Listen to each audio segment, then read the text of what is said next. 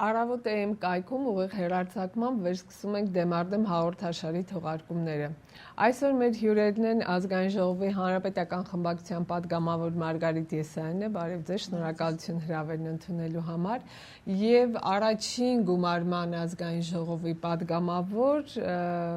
արդյունաբերության փոխնախարար նախկինում Արմեն Կիրակոսյանը, բարև ձեզ, շնորհակալություն հրավերն ընդունելու համար։ Մեր հյուրերի հետ այսօր կփորձենք քննարկել կառավարությունում մեկնարկած նախարարական եւ կառուցվածքային փոփոխությունները, ինչ արդյունքներ են խոստանում այդ փոփոխությունները։ Տիկին Եսայան, գենդերային սկզբունքին տուրք տալով առաջին հարցը ձեզ ուղղեմ։ Նորանշանակ վարչապետ Կարեն Կարապետյանը բավական համարձակ անգամ նույնիսկ հակասական, սկսեց իր մեկնարկը, հակասական ու համարձակը վերաբերվում էին նրա առաջին իսկ հայտարարություններին Խորհրդանի ամբիոնից իր առաջին ելույթում վարչապետն ասաց, շատ անկեղծորեն ասաց, որ ծանր վիճակում է տնտեսությունը։ Հաջորդ իսկ պահին նա միաժամանակ հայտարարեց, որ այդ տնտեսություն ծանր վիճակից հանելու համար մենաշնորհների դեմ կարծես պայքար չի տարվելու, որովհետև վարչապետն ասաց, որ միշտ չէ, որ վատ բան է մենաշնորհները։ Դաշնակցական նախարարների հետ առաջին իսկ պահից ինչ որ անհամաձայնություններ, ընդհանուր լեզու չգտնելու տարեր երեք եւս դրսևորվեցին։ Արմեն Ռոստոմյանը շտապեց դրանք շոուներ որակել։ Ինչպես կմեկնաբանեք, ինչպես կպարզաբանեք, այս ամենը շոուներ են, թե վարչապետը քարտ բլանշ ունի գործողություններ իրականում կատարելու։ Շնորհակալություն հրավերի համար եւ շնորհակալություն թեմայի համար, որ դուք ընտրել եք եւ նաեւ շնորհավորում եմ դեմարդեմի վերադարձը, որովհետեւ կարծում եմ բավականին լուրջ լսարան ունեք եւ ճիշտ կլինի, որ շարունակեք ձեր աշխատանքը, հաջողություն եմ մաղթում։ Հիմա ինչ վերաբերում է հարցերին, որովհետեւ այսպես մի բազմաթիվ հարցերի խումբ, այսպես իրար վրա կուտակված, հիմա պիտի դրա տակից փորձեմ դուրս գալ։ Նախ ուզում եմ ասել, որ անկեղծությունը լավ բան է քաղաքականության մեջ։ Ես կարծում եմ մենք մեր քաղաքական դաշտում այդ դրա կարիք ունեինք։ Դրա պակասը կար, երբ որ քաղաքական ուժերը, նաև իշխող քաղաքական ուժը անկեղծորեն հրապարակավ հայտարարում է արկա խնդիրների մասին եւ հրապարակավ հայտարարում է, որ այդ խնդիրները, այո, ինքը պիտի լուծի, ինքը պարտավոր է լուծել, բայց դրանք հեշտ չեն լինելու եւ հեշտ ճանապարհ մեզ չի սպասվում։ Սա շատ կարեւոր է։ Ընդհանրապես քաղաքական դաշտի համար անկեղծությունը կարևոր բան է, երբ որ դու հասարակության ժողովրդի հետ խաղում ես այսպես բաց խաղաքարտերով եւ ասում ես իրավիճակը ինչպիսին է, թեպետ եթե չասվի էլ ժողովուրդը մաշկի վրա է զգում այդ բարդությունները, այդ դժվարությունները եւ կարևոր է որ նորանշանակ վարչապետը անկեղծորեն խոստովանեց, ներկայացրեց իրավիճակը ավելի շուտ եւ ասաց, որ ինքը պատրաստ է իր կողմից ձևավորվելիք կառավարությունը պատրաստ է այդ պատասխանատվությունը ստանձնել։ Սա շատ կարևոր է, որովհետեւ այսպիսի իրավիճակում, երբ որ մենք համակարգային փոփոխության ենք գնացել ըստ էության, մենք կիսանախագահական կառավարման համակարգից անցել ենք արդեն անցնում ենք խորհրդանական կառավարման համակարգի եւ 17 թվականի ապրիլի 2-ից արդեն մենք կունենանք ժողովրդի կողմից ընտրված միակ ընտրովի մարմինը, միակ ընտրովի։ Սա շատ կարևոր է, այսինքն իրական լուրջ համակարգային փոփոխություն երկրի գլխավոր օրենքում արդեն տեղի է ունեցել։ Իրական լուրջ փոփոխություն հանրապետության նախագահը արդեն առաջարկեց հասարակությանը, երբ որ հրաժարական ներկայացրեց Հովիկ Աբրահամյանի կառավարությունը եւ ձևավորվում է մի նոր կառավարություն, արդեն իմ գնահատմամբ ես տնտեսագետ չեմ եւ այս ոլորտում չեմ ուզում մասնագետի այսպես հավակնություններ չունեմ, բայց կարծում եմ պարոն Կարապետյանը նորանշանակ վարչապետը ավելի տեխնոկրատ, ավելի տնտեսական լուծումները փորձող, որոնող եւ գտնող կերպար է եւ ուրիշներին դուր գա թե դուր չգա, ինձ դուր է գալիս, որ ինքը քաղաքական դեմք չէ։ Թեպետ վարչապետի, նախարարների պաշտոնները քաղաքական պաշտոններ են, այստեղ երկրորդ կարծիք լինել չի կարող, բայց այս պահին ինձ համար շատ կարևոր է ու հետաքրքիր, որ մեր երկրի տնտեսության ղեկը հանրապետության նախագահը վստահել է մի մարդու, ով փորձառություն ունի տարբեր ոլորտներ ոտքի կանգնելու եւ այդ փորձառությունը ինքը կփորձի օգտագործել նաեւ Հայաստանի Հանրապետության տնտեսության համար։ Սրանք շատ կարևոր խնդիրներ են։ Դուք անդրադարձակ նաեւ դաշնակցական նախարարների, ուզում եմ պարզապես հարգելով հաղորդումը բոլոր հարցերին անդրադառնալ եւ դաշնակցական նախարարների հետ որոշ չգիտեմ, անհամաձայնություններ այդպես գուցե, բայց ես օրինակ ես շատ լավ հասկանում եմ Կարեն Կարապետյանին, երբ որ նիստը ուղիղ եթերով հեռարձակվում է եւ լուսաբանվում է նիստը կառավարության, ինքը չի կաշկանդվում դրանից եւ ինքը լրիվ աշխատանքային վիճակում է։ Լրիվ աշխատանքային վիճակում է եւ այո, երկրի վարչապետը պիտի նաեւ այդ երկրի նախարարներին դիտողություններ անի, ուղումներ անի, շտկումներ անի։ Չէ, ես չեմ կարծում, որ այս դեպքում կուսակցականությունը դեր է խաղացել, եթե այդ տվյալ հարցը ներկայացնում է տվյալ նախարարը, ուրեմն այդ հարցի շուրջ եթե վարչապետը ասելիք ունի, ինքը պիտի ասի իր ասելիքը եւ բոլորովին հաշվի չառնի ինչ կուսակցություն է ներկայացնում։ Այդ դրա համար եմ ասում, շատ կարեւոր է, որ մեր այսօրվա վարչապետը քաղաքական որևէ կուսակցության անդամ չէ եւ ինքը այսպես քաղաքականացված անցյալ եւ քաղաքականացված կենսագրություն չունի։ Սա դրա ապացույցն է, այսինքն այս ազատ աշխատանքային դիտողություն անելու, նկատողություն անելու, խնդիրների լուծման ճանապարհները այս դինամիկայով գտնելու ընթացքը կամ որոշում օրինակ ինձ դուր է գալիս եւ լավ է որ հասարակությունը տեսնում է որ վարչապետը այո այս կամ այն նախարարի ներկայացրած խնդրի հետ մասամբ համաձայն չլինելով կամ համաձայն չլինելով դիտողություն է անում, սա նորմալ աշխատանքային վիճակ է, այստեղ որևէ շոու չկա, կարծում եմ պարոն Ռուստամյանը շտապեց իր գնահատականներում, ճիշտ կլիներ ուղղակի այդքան մեծ կենսագրություն ունեցող քաղաքական ուժի ներկայացուցիչի համար ճիշտ կլիներ որ որոշակի այսպես զսպվածություն եւ համբերատարություն լիներ, որովհետեւ այո, վարչապետը իրավունք ունի նաեւ նախարարներին դիտողություն անել։ Դա աշխատանքային գործընթաց է։ Տեխնոկրատ կառավարությանը մենք դեռ կանրադառնանք, պարոն Կիրակոսյան, ես համաձայն եմ Տիկին Եսայանի հետ, անկեղծությունը գնահատելի է քաղաքականության մեջ, բայց արդյոք սա այն դեպքն է, որ անկեղծությունը արդյունքների է հանգեցնելու։ Ինչու մինչև հիմա մեր իշխանությունները անկեղծ չէին, հիմա որոշեցին անկեղծ լինել։ Սա ձեզ ինչ է հուշում։ Գիտեք ոնց անշուշտ անկեղծությունը շատ գնահատելի ու կարևոր հանգամանք է ընդհանրապես լուրջ քաղաքականության մեջ, որը իսպառ մեզ մոտ բարձրացեց որ բացակայում է, որովհետև ընդամենը 2-3 ամիս առաջ լսում էինք, որ նախին կառավարությունը, որ նույն հանրապետական կուսակցության կողմից նշանակված կառավարություններ, անկեղծորեն հայտարարում էր, որ 3%-անոց աճ ունենք օրինակ, հետո պարզվեց, որ այդքան էլ այդպես չի։ Նոր վարչապետի անձի նկատմամբ որևէ նախապաշարում չունեմ ճիշտը որ ասեմ, այսինքն ոչ դրականը կարող եմ գնահատել, ոչ բացասական այդ մարդու Հավանաբար ինքը լավ մասնագետ է, ենթադրում եմ, բայց տվյալ դեպքում խնդիրը նույնիսկ այն չի, թե վարչապետը ինչ կանի, ինչ չի անի, խնդիրը այն է, թե մեր գնացքը ուր է գնում ընդհանրապես, մեր երկրի գնացքը ուր է գնում, ռելսերը նույնն են, մենք վերցել ենք գույնը մի փոքր փոխեցինք գնացքի, գուցե ավելի սիրուն տեսք տվեցինք, բայց ռելսերը նույն ուղղությամբ շարունակում են գնալ ու ես ավելին ասեմ, ստեղ խնդիրը նույն տնտեսական դաշտում չի անշուշտ։ Լուծումները տնտեսական դաշտում չեն, ավելին ձեզ ասեմ, նույնիսկ քաղաքական դաշտում էլ չեն։ Իսկ որտեղ են։ Արժեքային դաշտում են։ Մենք խնդրեմ ունենք, մենք բոլորս խնդրեմ ունենք, որ այն արժեքները, որ մենք դավանում ենք, ես նկատի ունեմ ոչ միայն հանրապետական կուսակցությունը կամ իշխանությունը, մենք բոլորս։ Որովհետև հանրապետական կուսակցությունն էլ մի մասն է մեր ժողովրդի, գուցե ամենահաջող մասը չի, այսպես ասեմ, բայց մեր ժողովրդի մի մասն է։ Ու որ իրանք էլ այդպեսին են, մեր մի կտորն է, որ այդպեսին է,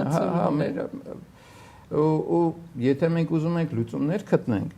մենք պետք է գտնենք մեր մեջ, բոլորս մեր մեջ պիտի գտնենք, ոչ թե իշխանության մեջ միայն փորձենք փնտրել, նաև ընդդիմության մեջ, այլ մեր հասարակության մեջ փորձենք գտնել այդ լուծումները, որովհետև լավ, այսօր մի կերպ ենթադրենք, չգիտեմ, թիմ ընտրություններում 70% հանրապետականը մի կերպ գրավեց, վերցրեց, իսկ վաղը ինչ արնելու, լավ, ու այդ հավերժ հո չի տևելու, չէ, մենք ուզում ենք, որ երկիրը գնա առաջ, հիմա կլինի դա հանրապետականի առաջնորդությամբ, թե կլինի մեկ այլ քաղաքական ուժի առաջնորդությամբ, որը էլի կարող է տապալվի, եթե մենք ինքներս չփոխվենք, այսինքն, եթե մենք արժեքային դաշտում հաջողություններ չունենանք, իսկ արժեքային դաշտում հաջողություն կարող է ունենալ, եթե առաջնորդները դաստիարակում են ժողովրդին։ Ժողովուրդը ինքը չի կարող ինքը իրան դաստիարակել։ Տիկին Եսայան, ինչ է լինելու վաղը, շատ լավ հարց, որովհետև ձեր օպոնենտը եւ կարծում եմ հանրության մեծամասնությունը վաղվա տեսլականի իսկապես չունի։ Դուք շատ կարևոր հարց բարձրացրիք, ես համամիտ եմ։ Ես կիսում եմ ձեր տեսակետը, որտեղ միշտ էլ այդ մասին ես ինքս եմ խոսել եւ իմ ելույթներում, եւ հարցազրույցներում, եւ մասնավոր զրույցներում, շատ կարևոր է արժեհամակարգը։ Մենք ինչպիսի արժեհամակարգի կրող ենք։ Ես սրա հետ միացնում եմ նաև բարոյահոգեբանական մթնոլորտը, մեզնից յուրաքանչյուրի։ Եվ դուք շատ ճիշտ եք ասում, որ մեկ քաղաքական ուժ ինքը միայնակ չի կարող կամ ինքը չի կարող միայնակ, մենք բոլորս պիտի մեր մեջ ինչ-որ բան փոխենք, սա շատ կարևոր է։ Եվ ուզում եմ ձեզ հիշեցնել, որ եթե չեք լսել, ուղղակի եթե ժամանակ ունենաք, ուղղակի միացնեք եւ լսեք անկախության 25-րդ տարի դարձի կապակցությամբ, այսինքն տոնակատարության ժամանակ մարզահամերգայինում հանրապետության նախագահը ելույթ ունեցավ, շուրջ 10-12 րոպեանոց ելույթ էր, որը անկեղծ ասած, երբ ես լսեցի, ինքս լինելով հանրապետական կուսակցության անդամ եւ պատգամավոր, շատ ուրախացա, որովհետև հանրապետության նախագահի ելույթը մի քանի անգամ բարձրեր բազմաթիվ, այսպես ասեմ, ընդդիմադիր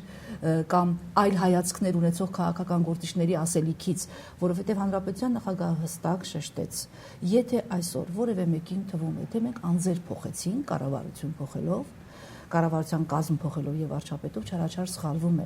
Մենք համակարգ ենք փոխում։ Մենք համակարգային փոփոխությունների ենք գնում։ Սա կարևոր է եւ որ դրա մասին հայտարարում է երկրի բարձրագույն իշխանությունը եւ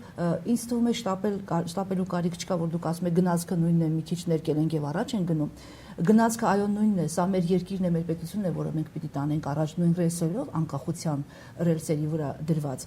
բայց միայն գույնը չի փոխվել, որովհետև նոր կառավարությունը դեռևս չի ներկայացրել իր ծրագիրը։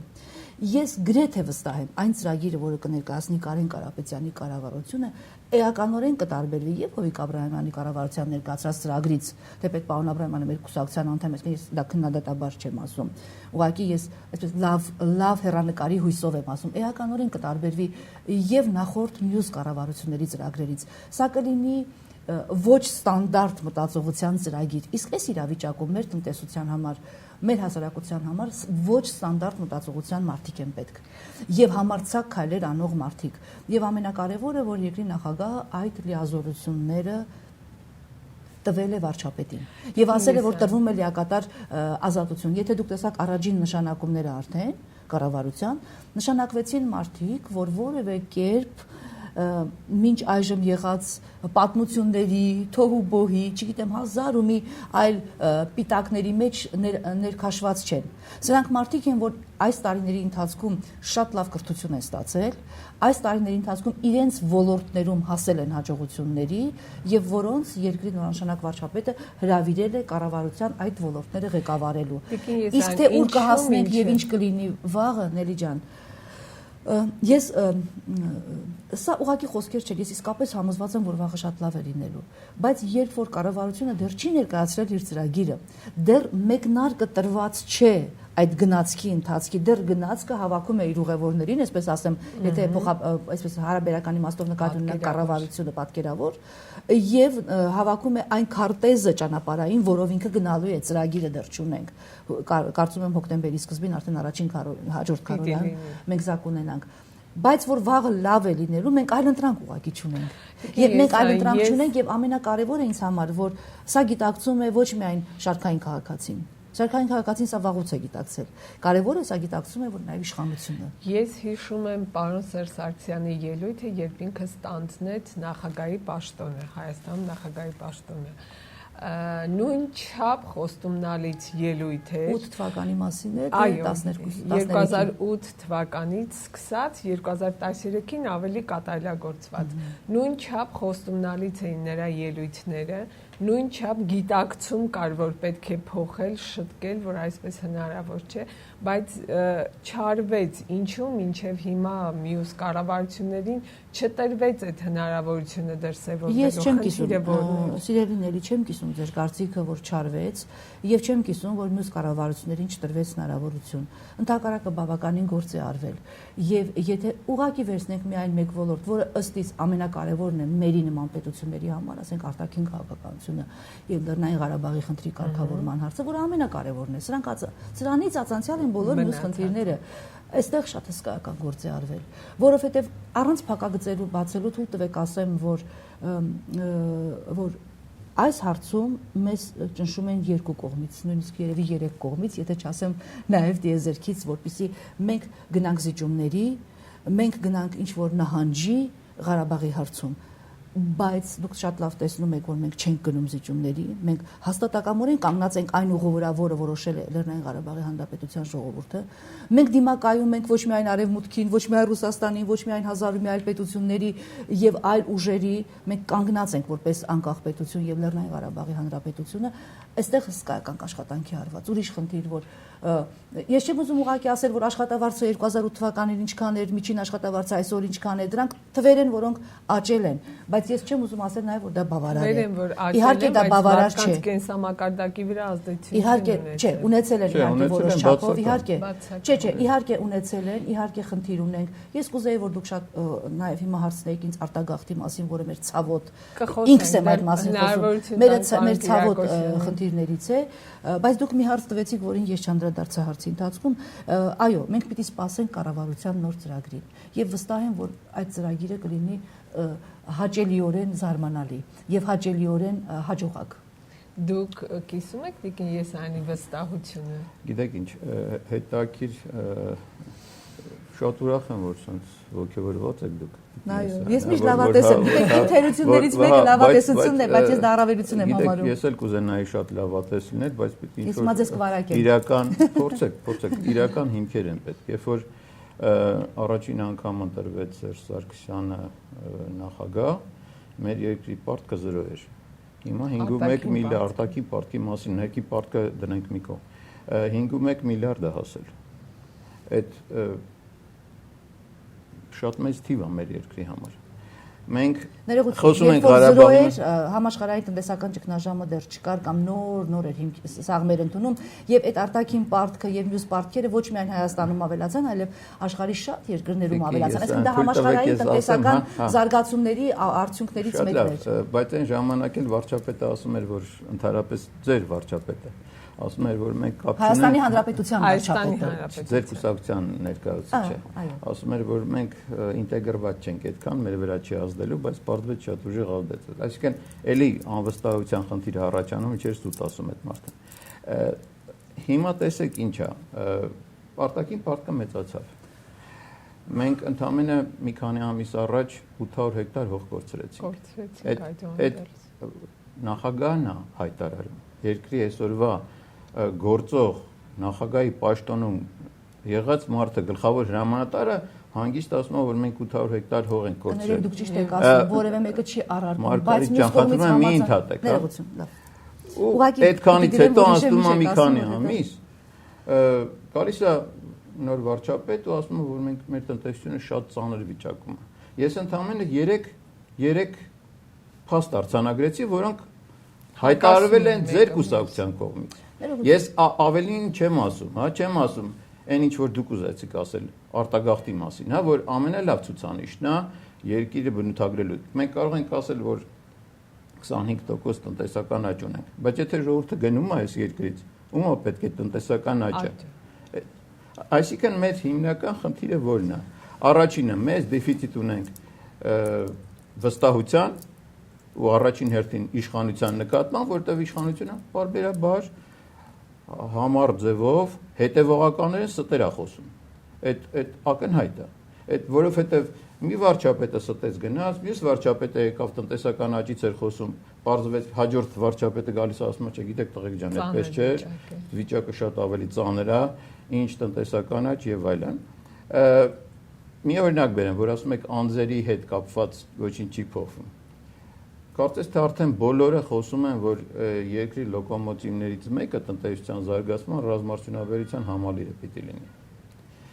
Ինչ կատարվեց։ Մենք խոշոր խնդրեմ ունենք ռազմարդյունաբերության համալիրի հետ կապված, չգիտեմ, տեղյակ եք թե չէ։ Խնդիրը այն է, որ պատվիրատուն պաշտպանության նախարարությունն է, ֆինանսավորողը պաշտպանության նախարարությունն է, կատարողը պաշտպանության նախարարությունն է, ընդունողը պաշտպանության նախարարությունն է, ու ակնհայտ է, որ այդտեղ ու այն անձը, որ վարչության պետ էր առաջ,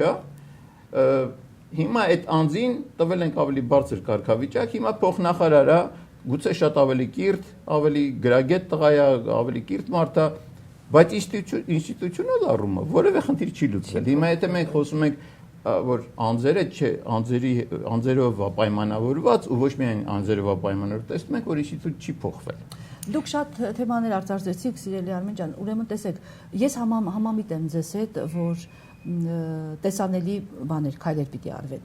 Բայց համամիտ եմ նաև վստահության դեֆիցիտի մասով, որովհետև Հանրապետության նախագահը եւ Հանրապետական կուսակցության նախագահը մեր խորհրդի նիստում նաև երբ որ հրապարակավ ներկայացրեց վարչապետին, ասաց, որ այս վարչապետը, այս կառավարությունը պիտի վերականգնեն վստահությունը իշխանության հանդեպ։ Դա հրապարակավ է ասված, այսինքն այն խնդիրը, ինչի մասին դուք խոսում եք, մենք նույնպես Մարգարիտ, ինչի շուտ չէին անում դա։ Միշտ էլ արվել է, միշտ էլ բոլոր վարչապետերը ունեցել են բավարար ազատություն, դրա համար էլ այդ վարչապետերը այսօր վարչապետ չեն եւ մենք ունենք նոր վարչապետ։ Բայց մենք արդեն 8-10 տարի կորցրել ենք։ 800 հեկտարին անպայման ուզում եմ ասել, ապրիլի այդ քարորիա, այսպես ասեմ, պատերազմը ինքը ավելի վտանգավոր կարող էր լինել, եթե մենք ճիշտ արտաքին քաղաքականություն չիրականացնեինք, իսկ մենք ճիշտ արտաքին քաղաքականություն իրականացրեցինք եւ այդ կորցրած տարածքը կարող էր լինել ոչ թե 800 հեկտար, այլ շատ ավելին։ Դուք միշտ ուրիշ կողմից եք նայում, այդպես մի նայեք, որովհետեւ այնպիսի վտանգավոր իրավիճակ էր, որ մենք կարող էինք կորցնել ոչ թե 800, այլ ավելին, որովհետեւ այդ պահին կոնկրետ Ադրբեջանը ուներ որոշակի, այսպես ասեմ, առավելություններ։ Ոչ թե առավելություններ, այլ աջակիցներ, բայց Հայաստանի Հանրապետությունը եւ Լեռնային Ղարաբաղի Հանրապետության պաշտպանության բանակը միայնակ դիմակայեցին, կանգնեցին եւ թույլ չտվեցին, որ ավելի առաջ գնա ադրբեջանական զորքը։ Եվ այն, որ Ադրբեջանը այդ պահին ուներ լուրջ աջակիցներ, դուք համարում եք մեր դիվանագիտության հաղթանակ։ Ոչ, իհարկե, ես հաղթանակի մասին չեմ խոսում, բայց դա դիվանագիտության հետ դրա հետ կապ չունի բոլորովին։ Մեր դիվանագիտությունը աշխատում է այնպես, ինչպես որ աշխատում է, եւ ելի ասացի խոսքի սկզբում, դրա այդ աշխատանքի արդյունքներից մեկն այն է, որ մենք այս երկար տարիներ արդեն 20-25 տարուց ավել մենք կարողանում ենք պահպանել Լեռնային Ղարաբաղի Հանրապետության ազատ ինքնիշխան վիճակը եւ թույլ չենք տալիս, որ որևէ մեկը մեզ պարտադրի որևէ զիջում կամ այսպես ասեմ ճակերտավոր փոխզիջում, սա մեր արտաքին քաղաքականության ես առանց վարանելու ասում եմ հաղթանակն է միանշանակ, բայց ելի եմ ասում, եթե մենք ճիշտ չպահեինք մեզ, այդ կորցրած տարածքը կլիներ ոչ թե 800 հեկտար, ցավոք սրտի, որ մենք կորցրել ենք, եւ մեր տղաները, որ զոհվեցին այդ պատերազմի օրերին, պահեցին այդ դիրքերը իրենց կյանքի գնով։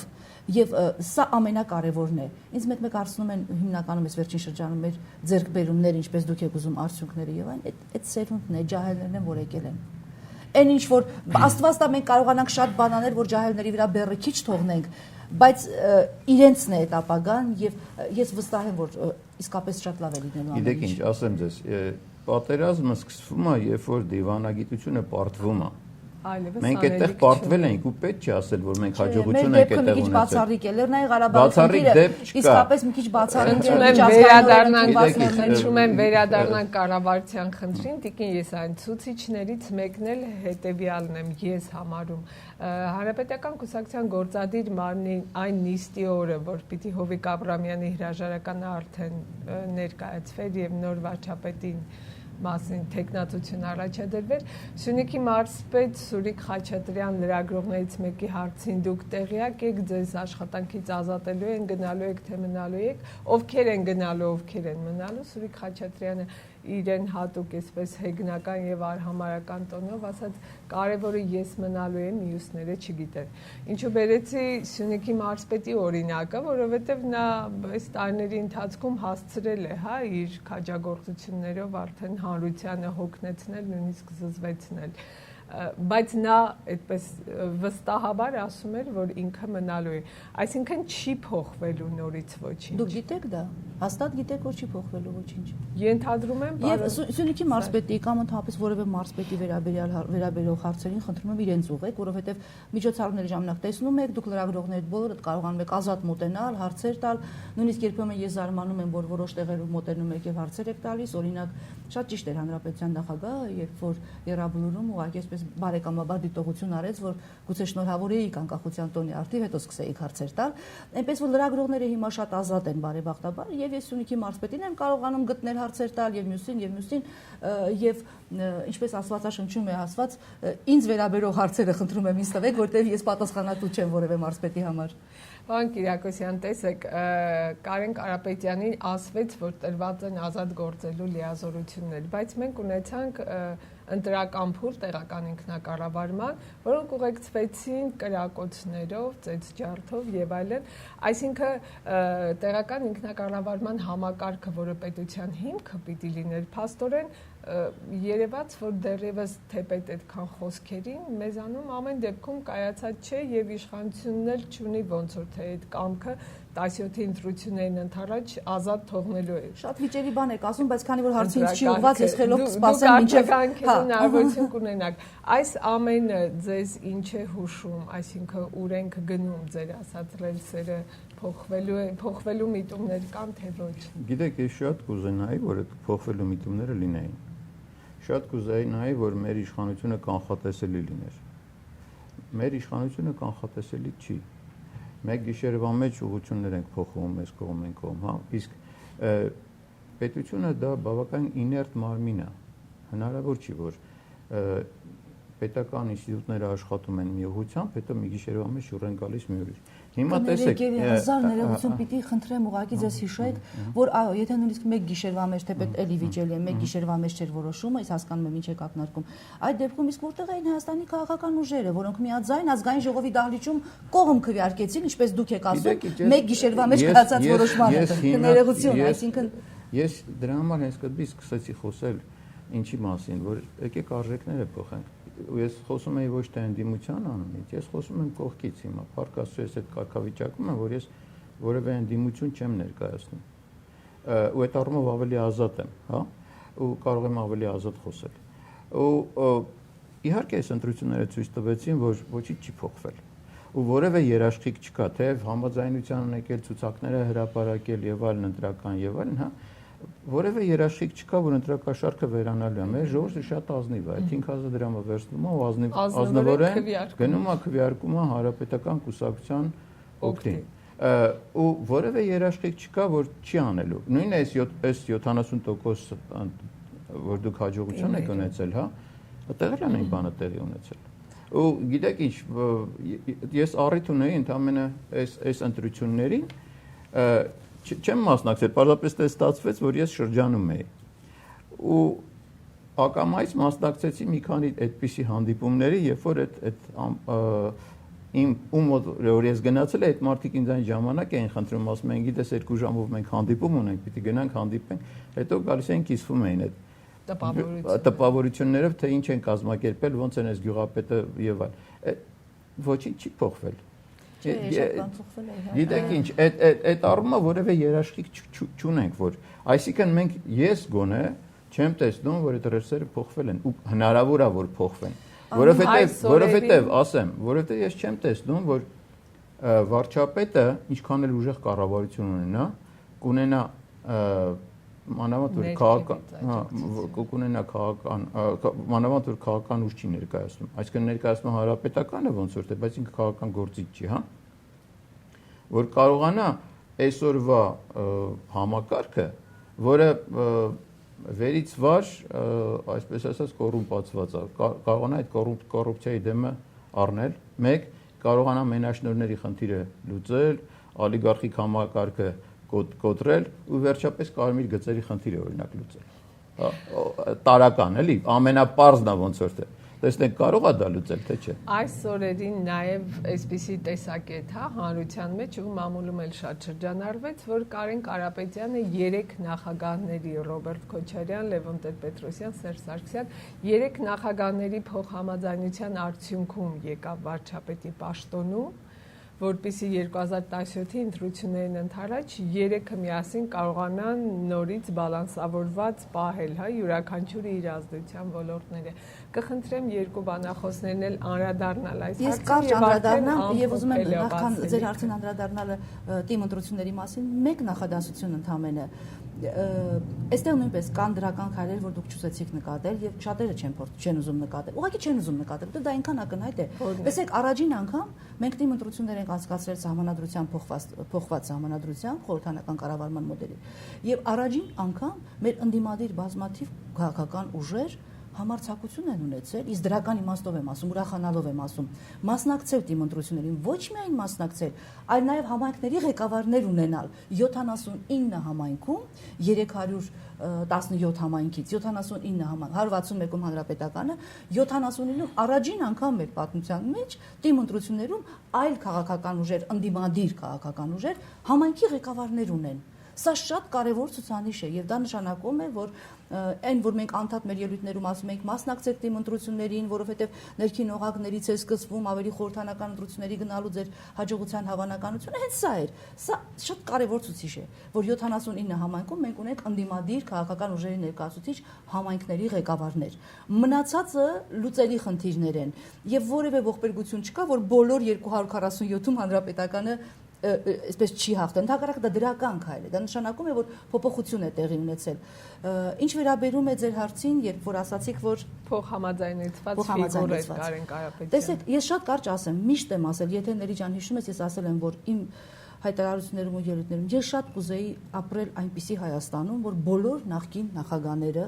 իրենց պաշտոնը թողնելուց հետո ոչ թե գնան իրենց տուն, մեկը ծիրեն աճացնի, մեկը դահուկ քշի, մեկը չգիտեմ ինչ անի, այլ բոլոր 3 նախկին նախագահները, այսպես ասեմ, գուցե վաղը 3-4 կունենանք, իրենց պաշտոնը թողնելուց հետո նույնպես ակտիվ լինեն, սրտացավ լինեն, պատասխանատու լինեն մեր պետության, մեր պետականության կայացման եւ ուժեղացման գործում։ Ես ինֆորմացիա չունեմ, անկեղծ ասած, չեմ էլ կարող ունենալ ինչպես եւ ինչպես է տեղի ունեցել, բայց եթե ձեր ասածի մեջ կա թեկուզ մեկ փոքրիկ մի հատիկ ճշմարտություն, ես միայն ուրախ կլինեմ, որովհետեւ աստիճանաբար մենք գալիս ենք նրան, որ բոլոր նախկին պաշտոնյաները եւ առաջին հերթին նախկին նախագահները նեղացածի կերպարանք չեն ընդունում, համախմբվում են տվյալ օրվա գործող իշխանության եւ ընդդիմության շուրջը, այսինքն քաղաքական ուժերի շուրջ եւ միասին փորձում են պետության պետականության արժեվ հառնած խնդիրներ լուծել։ Սա միայն դրական է։ Ասում եմ էլի ինֆորմացիա չունեմ, բայց եթե կա դրանում ճշմարտության մի հատիկ, ես միայն ուրախ եմ։ Թեպետ ես ունեմ իմ անձնական կարծիքը եւ Լևոն Տեր-Պետրոսյանի մասին, եւ Ռոբերտ Քոչարյանի մասին, եւ Սերժ Սարգսյանի մասին, այսինքն յուրաքանչյուրին ես տեսել եմ, հականե հանվանե ճանաչում եմ, գիտեմ, ոչ միայն որպես падգամավոր, այլ նաեւ որպես լրագրող, բայց ես միայն ուրախ կլինեմ, եթե իրենք մասնակցություն ունենան մեր պետականության զարգացմանը։ Շնորհակալություն, պարոն Կիրակոսյան, դուք էլ արդեն ամփոփելով նաեւ ձեր միտքը անդրադարձեք, խնդրեմ այդ հարցին։ Արդյոք Կարեն Կարապետյան փոխհամաձայնեցված ֆիգուր է 3 նախագահների կողմից, որովհետեւ փորձեն ընտրություններին ընդառաջ խորհրդանական շահել ժողովրդի սիրտն ու քվեն։ Գիտեք, ես կարծում եմ, որ ապրիլից հետո այ ոնց էր ապրիլի պատերազմը վերսկսվեց ու ամբողջ ժողովուրդը միասնական փորձեց խնդիրները լուծել երկրի, չէր ասում սա իշխանությունն է, սա անդիմությունն է եւ այլն։ Ես կարծում եմ, որ մենք մինչեւ հիմա այդ վիճակում ենք, որտեղ այս ընթացքում մենք տեսանք նաեւ Սասնա ծռերի պատմությունը, որ դեռ կպարզվի ինչն էր արմատը, որտեղից էր գալիս ու ինչ շարունակություն կունենա դա, հա, որովհետև այդտեղ էլ բավականին անհասկանալի բաներ կան։ Բայց մենք բոլորս շարունակում ենք մնալ ֆորս մաժորային վիճակում։ Այսինքն այդ ֆորս մաժոր ասածը եւ տնտեսության մեջ է, եւ քաղաքականության մեջ է, եւ այն հասարակության շնչումը, այսպես ասեմ, էլի հասարակության մեջ է այդ։ Ու եթե այդպիսի փոխհամաձայնություն եղել է, չգիտեմ, ինչ որ նախկին պաշտոնյաների միջև, ես էլ դա գնահատում եմ դրական, եթե ինչ որ համաձայնության եկել են։ Դա նշանակում է, որ այն շունչը, որ մենք ունենք ապրիլին, փորձում են տեղափոխել նաև մեր ապագա ժամանակահատվածի համար, փորձում են լուծումներ տալ։ Ինչքանով դա կհաջողվի, ինչքանով իրականությանը համապատասխանում է, ես չգիտեմ իհարկե, բայց վիճակը գնահատելով այսօր մեր բոլորի վիճակը, հա, ու առաջին հերթին են, որ մարդիկ գնում են երիտասարդությունը համառորեն գնում է մեր երկրից, հա։ Մեզ պետք է ինչ որ ընդհանուր լուծումներ գտնել, չնայել սա անդիմությունն է, թե իշխանությունն է, բայց դա առաջին հերթին իշխանությունը պիտի անի, որովհետև իշխանությունը պատ է, տեսեք, դուք օրենք եք ընդունել հիմա։ ոնց որ թե բավականին չեզոք մի բան է, էներգետիկայի մասին օրենքում փոփոխություններ է կարել ու վերականգնող էներգետիկայի եւ էներգախնայողության մասին օրենքում փոփոխություններ արեցիք։ Ոնց որ թե ոչինչ վատ օրենք չի։ Գոնե խթանելու է արևային էներգետիկայի զարգացմանը։ Բայց քանի որ մենք ենք ընդունել, ուրեմն այնքան էլ լավ է, չի։ Չէ։ Ես քանի որ ես դրանով եմ զբաղվում, ասեմ ձեզ, հա։ Հիմա տեսեք ինչ հետաքրքիր բան է ստացվել։ Այնտեղ անցումային դրույթներում գրել եք որ կարգ է մշակվելու, այսինքն դա կառավարությունն էլ չի մշակում։ Դա սահմանային հանձնաժողովն է մշակելու, այսինքն ենթաօրենսդրական մի ակտ է։ Հիմա այդ ակտը, որ նախագիծը կա, ամբողջությամբ հակասում է ձեր օրենքի շնչին։ Ամբողջությամբ, այսինքն եթե դուք օրենքում գրել եք, որ պիտի էներգետիկ անվտանգության խնդիրը զարգացնենք, ավելացնենք ներուժը, որպեսզի կարողանանք երկրի անվտանգություն եւ այլն, ինչ որ գրել եք, հա, լավ բաներ եք գրել։ Բայց հիմա կատարվում է լրիվ ուրիշ բան։ Գիտեք, շատ հետաքրքիր այս խնդիրներից մեկն է։ Առաջարկ արեք էլի դուք դրա մասին, որտեղ ես մասնագետ չեմ, բայց ձեր առաջարկը կարծում եմ կարևոր կլինի, օգտակար կլինի իսկապես։ Մենք դիմել ենք հանձնաժողովին, որպեսզի հանրային քննարկումներ անեն այդ հարցով, որովհետև այտենց ծածկա դմփոցով փորձեցին այդ կարգը ընդունել էլի։ Գիտեք, հետաքրքիր բան է, Արիստոտելը քաղաքից քաղաք էր գնում ժամանակին։ Ու երբ որ գալիս էր նոր քաղաք, ինքը հարցնում էր քաղաքացիների հանդիպման ժամանակ հարցնում էր ձեր օրենքները կատարվում են ընդհանրապես։ Չէր հարցնում լավ օրենք է թե վատ օրենք է։ Ինքը հարցնում էր օրենքները կատարվում, որտեղ եթե վատ օրենք է, կարելի է, եթե կատարվում է օրենքը, կարելի է փոխել, լավ սարքել։ Հիմա մեր երկրում որևէ օրենք չի գործում։ Դուք օրենք եք ընդունել, չի գործում։ Չէ, որ մենք պետություն ենք, պետականություն ենք, անարխիա չի, ոնց կարող եք ասել, որ որևէ օրենք չի գործում։ Գուցե մասամբ տեղ-տեղ ճիշտ չի գործում։ Մասամբ տեղ-տեղ շատ լավ միակողմանի գործում, ասեմ։ Շնորհակալություն, մեր հաղորդման ժամանակը ավարտվեց, այդուհանդերձ փորձենք վարակվել Տիկին Եսայանի լավատեսությամբ եւ մենք էլ հուսալով սպասենք լավ արդյունքների, հավատով սպասենք, հավատանք, որ փոխվենք։ Հիշեցնեմ, որ մեր տաղավարում այսօր Հանրապետական խմբակցության падգամավոր Մարգարիտ Եսայանն էր եւ առաջին գումարման խորհրդանի падգամավոր Արմեն Կիրակոսյանը։ Շնորհակալություն։ Շնորհակալություն։